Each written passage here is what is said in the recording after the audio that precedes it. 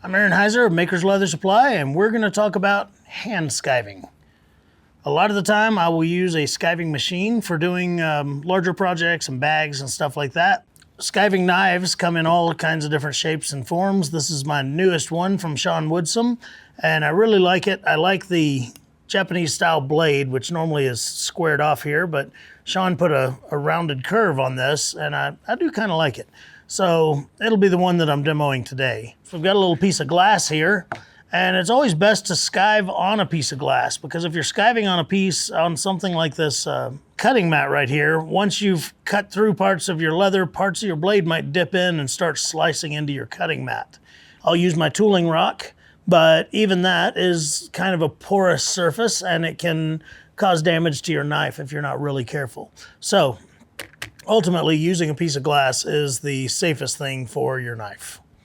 So a lot of people think when you're skiving a piece like this, using a knife similar to this, that you would push.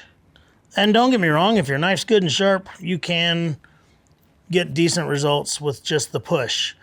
But these knives were actually designed to slice, and most people don't realize that.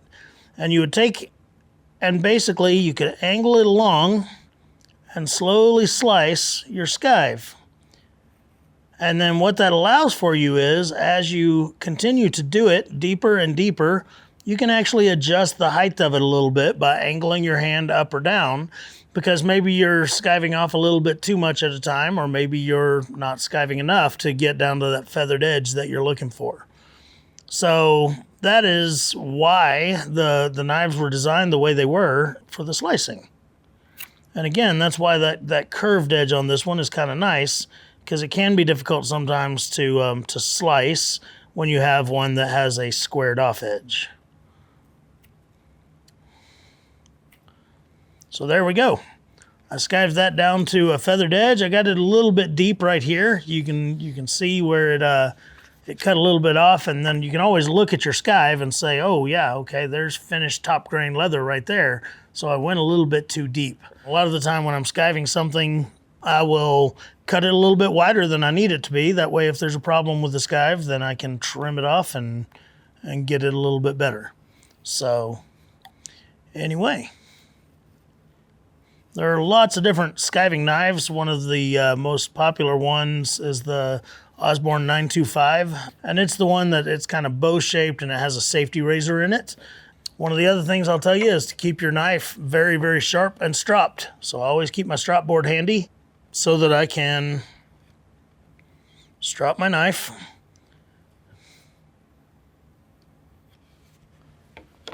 and then keep on skiving. And that's a thin piece of bridle leather, but here's a thicker piece. This is about an 8-9 ounce natural veg tan here.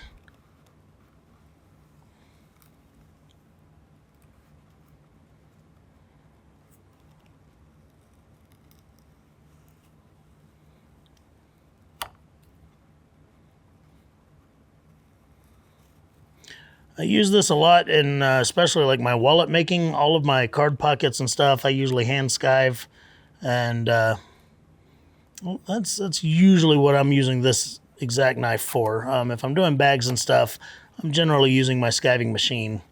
But when I'm doing small leather goods like that, then I'll bust out the skiving knife and have at it.